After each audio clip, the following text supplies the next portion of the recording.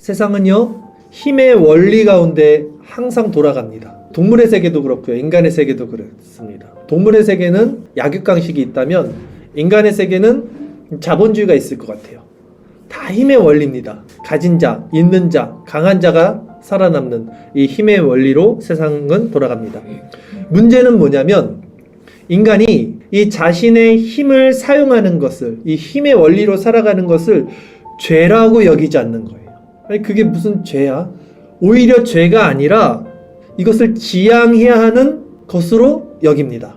그래서 우리가 어릴 때 자녀들한테도 커서 큰 사람이 되라 이렇게 말하지 작은 사람 되라라고 말 안 하잖아요.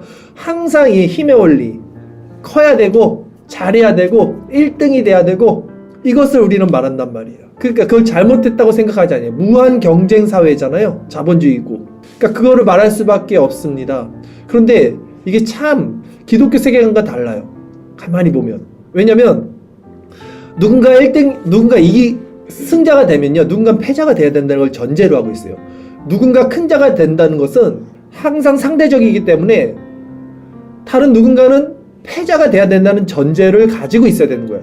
이게 좋은 게 아니잖아요. 나는 강한 사람이 될 거야. 난 이길 거야. 난 승자가 될 거야. 이 말은, 다른 말은 누군가는 나 때문에 낮아져야 된다는 건데 그걸 우리는 그냥 묵인하죠. 그리고 그걸 죄라고 생각하지 않아요. 왜? 세상이 다 그 원리니까. 그렇잖아요.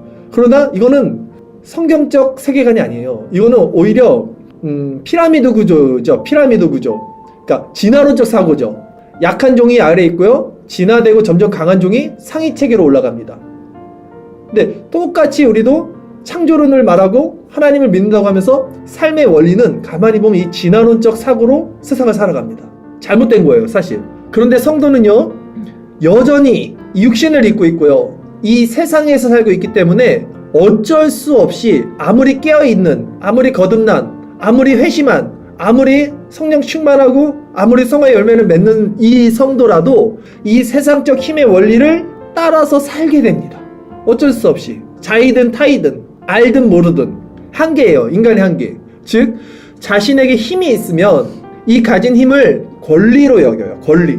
그리고 그 힘을 무기로 삼아서 자연스럽게 그 힘을 행사합니다. 꼭 남을 치는 게 아니더라도 항상 이 힘의 원리로 세상이 존재된다는 거예요.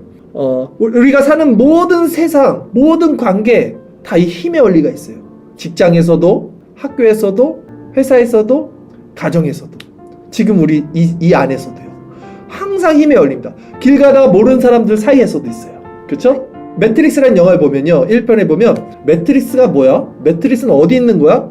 매트릭스는 항상 있는 거야. 네가 있는 어디에든지 매트릭스는 존재해. 이런 장면이 나와요. 모피어스가 그렇게 말한단 말이에요, 네오한테. 똑같아요, 힘의 원리도. 우리가 살고 있는 모든 세상 가운데 힘의 원리가 적용되고 있어요. 진화론적 세계관. 이 세상을 뒤덮고 있어요, 이 힘의 원리가. 저는 지금 힘의 원리에 대해서 이게 얼마나 성경적이지 않은 것인지 말씀드리고 있는 겁니다.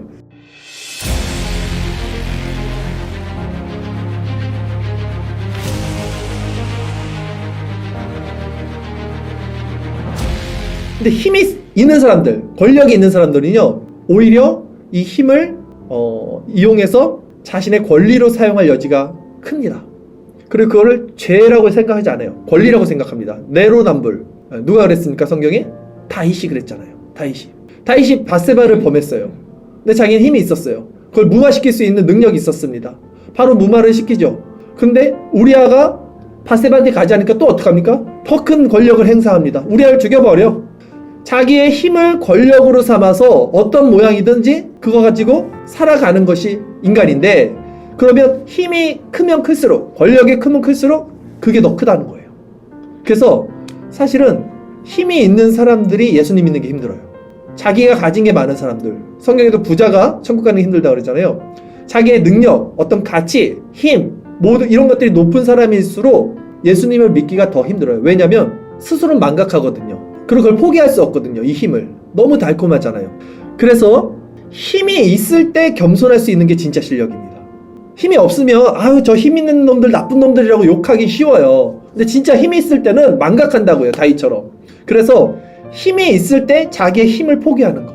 나한테 그런 능력이 있고 권리가 있고 권력이 있는데 그걸 사용하지 않아. 그게 힘든 건데 그게 진짜 실력이에요. 그렇게 하신 분이 누굽니까? 예수님이잖아요. 예수님은 정말 힘이 있었어요. 정말 모든 권세를 다 갖고 있었어요. 근데 그 힘을 사용하지 않으시는 거예요. 오히려 섬김 받으시는 그분이 섬기기 위해서 이 땅에 오시는 거예요.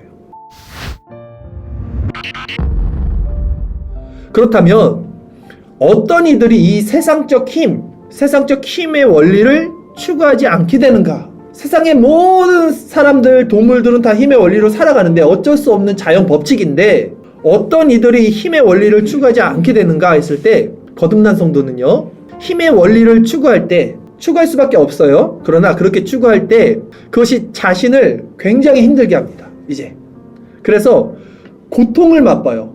내가 내 힘으로, 내 권리로 뭔가를 행했는데 그래서 난 유익을 얻었어요. 기분이 좋아야 돼요. 세상 사람들은 기분이 좋아요. 이 진화론적 사고방식 갖고 있는 사람들은. 근데 성도는 기분이 좋지 않아요. 왜? 내가 뭔가를 얻었다는 것은 아까 말한 대로 누군가는 그걸 잃어버릴 수도 있잖아요. 그런 상황에 처했을 때 진정 기분이 좋거나 거기서 행복을 느끼지 않아요. 나는 잘 살아. 난 좋아. 근데 저 사람은 지금 못 살아. 배고파. 근데 아유 다행이다. 센서는 의죠. 쟤는 못 사는데 나는 잘 사니까 행복해. 이게 센서적 마음인데 그럴 수가 없어요. 이게 거듭난 성도들의 마음인데요. 거듭난 성도의 정체성은 절대 이 힘의 원리를 따라 승리를 한들 그것이 그들의 마음에 편하게 하지 못하고요. 오히려 내가 그 힘을 사용해서 누군가를 누르고, 이게 굉장히 큰 게 아니라 굉장히 작은 부분에 다 있을 수 있습니다. 살면서 아주 작은 부분. 나보다 조금 힘이 약한 사람이라고 그냥 느껴지면 내 권리를 이렇게 행한다고요, 인간들이요. 그래서 그것으로 나한테 유익을 얻게 된다고요. 내 성공에 다른 이들의 실패가 전제된다면 성도는 마냥 그것을 좋아할 수 없는 마음의 양심을 가지게 돼요. 그래서 그들은 이제 오히려 그리스도가 보여주신 마음, 그리스도를 계속 그리스도가 행하신 것을 따라갑니다. 그분의 형상대로 변화된 마음. 그래서 진정 내가 손해를 보더라도 다른 사람들의 유익을 구하는 거. 내가 조금 불편하더라도 다른 사람들이 그걸 기분이 좋게 해주고 한다면 그것에 있어서 내 마음이 편해지고 오히려 행복해지는 거. 이것이 세상과 다른 성도들이 갖고 있는 정체성이라는 거예요. 자, 그러기에 성도가 싸워야 할 대상이 누굽니까? 이렇다면 우리가 싸워야 할 대상은 힘의 원리를 갖고 있는 저 사람들이 세상 사람들이 아니에요. 세상 사람들과 우리가 싸우려면 같은 힘의 원리로 싸워야 되는데요. 그게 아니라 우리가 싸워야 하는 대상은 밖에 있는 자들이 아니라 여전히 내 안에, 내 자신 안에 세상적인 힘의 원리를 추구하고 있는 나의 본성이에요. 이걸 보시라는 말씀을 하는 거죠. 가장 중요한 말씀. 그러기에 가장 중요한 건 뭐냐면 성도의 본질은 자신이 힘의 원리 가운데 살고 있다는 것을 인식하는 거예요. 저는 이걸 묻는 거예요, 지금. 내가 지금 힘의 원리 가운데 살고 있다는 걸 인식을 해야 돼요. 캐치가 돼야 돼요. 이게 안 보여요. 정말 안 보입니다. 권리로 생각한다니까요. 이거 자연스럽고 당연한 거로 생각해요. 이 본성이 이거를.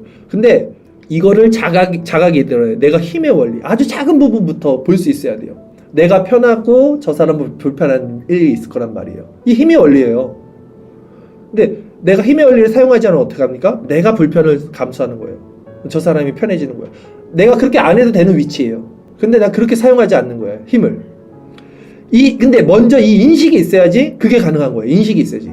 인식이 없으면 그 불가능합니다. 인간은 본성상 나 편한 걸 추구하지 내가 손해보고 내가 힘들어서 다른 사람들을 먹여 살리는 걸 누가 인간이 하겠습니까? 그러니까 먼저 인식을 갖고 있어야 돼요. 이 힘의 원리로 내가 살아가고 있다는 인식을 갖고 있어야지만 분별이 됩니다.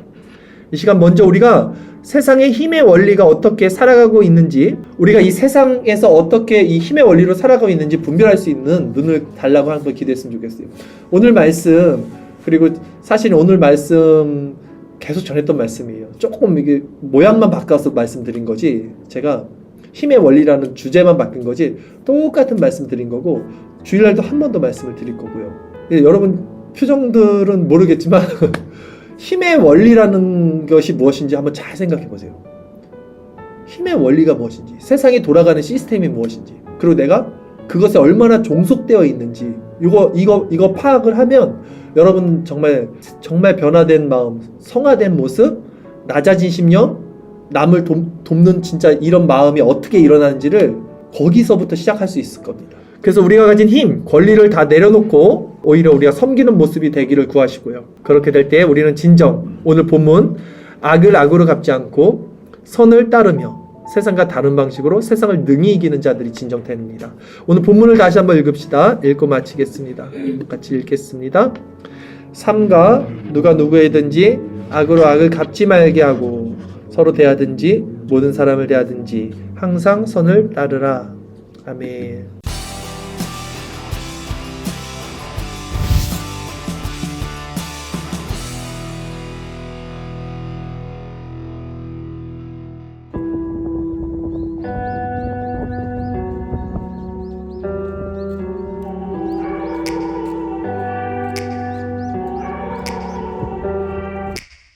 Take me back to a place where I felt at home. Take me back to a day when we weren't alone. Take me back to an age when the world felt small.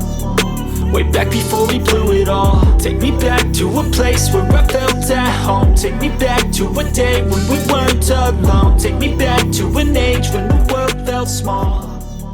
Way back before